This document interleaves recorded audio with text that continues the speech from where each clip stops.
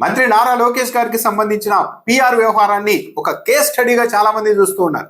ఒక సాధారణ నాయకుడు అయినప్పటికీ కూడా తండ్రి ముఖ్యమంత్రిగా ఉంటే, ధనబలం ఉంటే, రాష్ట్రంలో అధికారం తమ చేతుల్లో ఉంటే ఏ విధంగా తమను తాము గొప్ప నాయకుడిగా, రాష్ట్రానికి కాబోయే ముఖ్యమంత్రిగా ఎలా ప్రొజెక్ట్ చేసుకోవచ్చు అన్నది నారా లోకేష్ గారిని ఆయన పిఆర్ టీంను చూసి నేర్చుకోవాలి అన్న ఒక చర్చ కూడా రాజకీయ వర్గాల్లో ఉంది.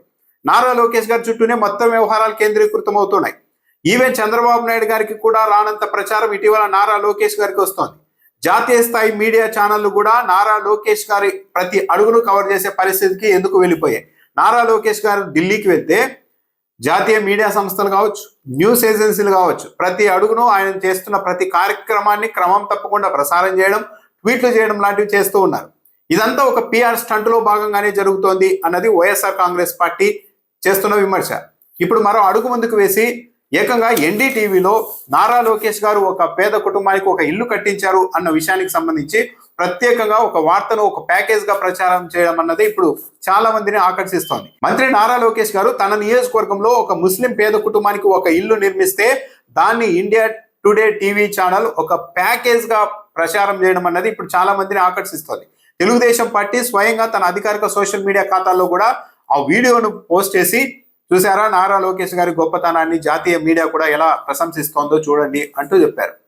ఇండియా టుడే ఈ వార్తను చదివింది రాజ్దీప్ సందేశాయ్ గారు, సీనియర్ జర్నలిస్ట్.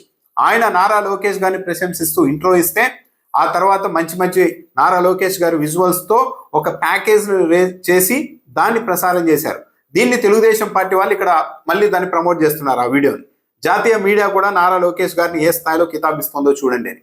నిజానికి నారా లోకేష్ గారు ఒక కుటుంబానికి తన నియోజకవర్గంలో ఒక ఇల్లు కట్టిస్తే దానికి నేషనల్ మీడియా వరకు ఎలా ప్రచారం లభిస్తోంది. చాలా మంది ఈ దేశంలో మంత్రులు ఉంటారు, చాలా మంది చాలా కార్యక్రమాలు, సేవా కార్యక్రమాలు కూడా చేస్తూ ఉంటారు. కానీ అలాంటిది ఒక నారా లోకేష్ గారు ఒక ఇల్లు కట్టేయగానే ఏకంగా ఇండియా టుడేలో టీవీ ఛానల్లో రాజ్దీప్ సర్దేశాయ్ గారు ఇంట్రో ఇచ్చి మరి ఒక వార్తను, ఒక కథనాన్ని ప్రసారం చేస్తూ ఉన్నారంటే ఇదంతా నారా లోకేష్ గారి పిఆర్ టీం సామర్థ్యమే అన్న విమర్శ కూడా వైఎస్ఆర్ కాంగ్రెస్ పార్టీ నుంచి వస్తుంది. సాధారణంగా అయితే ఏ నేషనల్ మీడియా కూడా ఒక మంత్రి ఒక ఇల్లు కట్టిస్తే ఈ స్థాయిలో ప్రచారం కల్పించదు. నిజానికి మీడియా ప్రశ్నించాలి అనుకుంటే, నారా లోకేష్ గారి విషయంలో మాట్లాడాలి అనుకుంటే, నారా లోకేష్ గారు మీరు ఒక మంత్రి అయి ఉండి రెడ్ బుక్ అంటూ అందరినీ బెదిరిస్తున్నారు, ఆ రెడ్ బుక్ ఆధారంగా కేసులు పెట్టిస్తున్నారు, ఇదెక్కడి పద్ధతి, అసలు రాజ్యాంగంలో రెడ్ బుక్ ఎక్కడ చోటు ఉందని ప్రశ్నించాలి. నారా లోకేష్ గారు ప్రజాధనంతో, పబ్లిక్ మనీతో ప్రభుత్వ ప్రకటనలో మీరు మీ సొంత ప్రచారం చేసుకోవడం ఏంటి అని ప్రశ్నించాలి. ఏ ప్రభుత్వ ప్రకటన వచ్చినా సరే నారా లోకేష్ గారి ఫోటో ఉంటుంది. యాక్చువల్లీ అర్హత చూస్తే సుప్రీంకోర్టు గైడ్లైన్స్ ప్రకారం నారా లోకేష్ గారి ఫోటో వేయడానికి వీల్లేదు. కానీ తన శాఖకు సంబంధించిన అంశాలు కాకపోయినా సరే ప్రతి ప్రభుత్వ ప్రకటనలో నారా లోకేష్ గారి ఫోటో ఉంటుంది. అంటే ప్రజలకు సంబంధించిన డబ్బుతో తనను తాను నారా లోకేష్ గారు ప్రొజెక్ట్ చేసుకుంటున్నారు. దీన్ని నేషనల్ మీడియా ప్రశ్నించాలి, కానీ ఎక్కడా ప్రశ్నించడం లేదు. 99 పైసలకి ఎకరం కాదు, గజం కాదు, మొత్తం విశాఖలో భూమి అంతా ఇచ్చేస్తాను, నేను ఇస్తాను అని నారా లోకేష్ గారు మాట్లాడినప్పుడు అసలు నేను అనే పదం మీ నోటి నుంచి ఎలా వచ్చింది? మీకు ఏ అధికారం ఉంది? రాష్ట్ర ప్రభుత్వం ఇస్తుంది అంటే ఓకే, కానీ నేను ఇస్తా 99 పైసలకు విశాఖలోని భూమి అంతా అని మీరు ఎలా మాట్లాడగలుగుతున్నారు? ఈ ఆరోగెన్సీ, ఈ అహంకారం ఎక్కడి నుంచి మీకు వచ్చింది అని నేషనల్ మీడియా ప్రశ్నించాలి, కానీ అది కూడా ప్రశ్నించలేదు. నిజానికి జగన్మోహన్ రెడ్డి 31 లక్షల ఇళ్ల స్థలాలు ఇచ్చారు పేదలకి, లక్షల ఇల్లు నిర్మించి ఇచ్చారు. అంత చేస్తే జగన్మోహన్ రెడ్డికి రాని ప్రచారం నారా లోకేష్ గారు జస్ట్ ఒక ఇల్లు కట్టి ఇచ్చి దాన్ని ఈ స్థాయిలో ప్రచారం చేసుకుంటున్నారంటే మనం ఎంత పని చేశామన్నది కాదు ముఖ్యం, ఎంత సమర్థవంతంగా దాన్ని ప్రచారం చేసుకుంటున్నాం అన్నదే ముఖ్యం.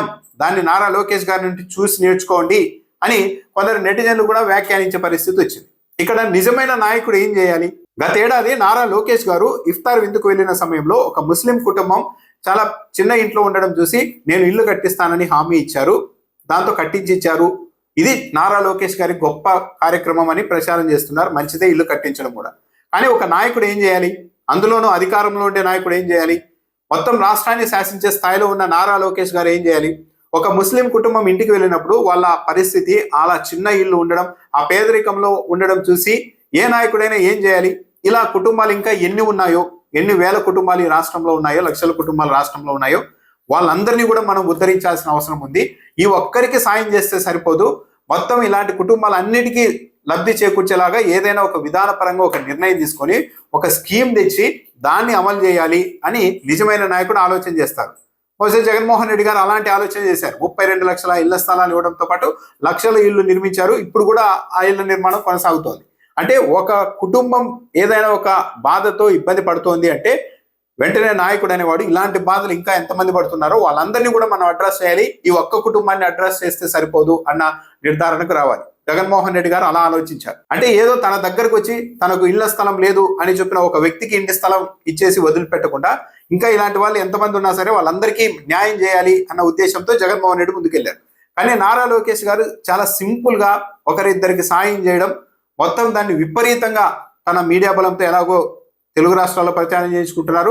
ఇప్పుడు జాతీయ స్థాయిలో కూడా ప్రచారం చేయించుకునే స్థాయికి వెళ్ళారు. అంటే నారా లోకేష్ గారు ₹1 పనిచేసి 100 రూపాయల ప్రచారం చేసుకుంటూ తనను తాను భావి నాయకుడిగా ఏ స్థాయిలో ప్రాజెక్ట్ చేసుకుంటున్నారు, ఎంత శక్తివంతమైన పిఆర్ టీం నారా లోకేష్ గారు చుట్టూ పనిచేస్తోంది అన్నది ఇక్కడే అర్థమవుతోంది.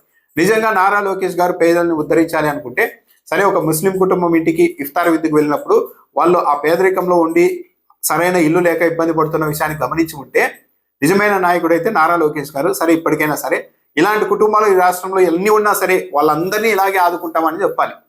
అలా కాకుండా ఒక ఇంటిని నిర్మించి ఒక పేద కుటుంబానికి ఇచ్చేసి దాన్ని చెప్పాలంటే ఆ ఇంటికి నిర్మాణానికి పెట్టిన ఖర్చు కంటే ఈ ప్రచారానికి పెడుతున్న ఖర్చు కొన్ని వందల రెట్లు ఎక్కువగా ఉండవచ్చు. అంటే ఎలా ప్రచారం చేసుకొని ఎదగాలి అన్న విషయంలో చంద్రబాబు నాయుడు గారి దగ్గర నుండి నారా లోకేష్ గారు చాలా బాగా ట్రైన్ అయ్యారు అన్న ఒక అభిప్రాయానికి కూడా ఇప్పుడు అవకాశం ఏర్పడుతోంది.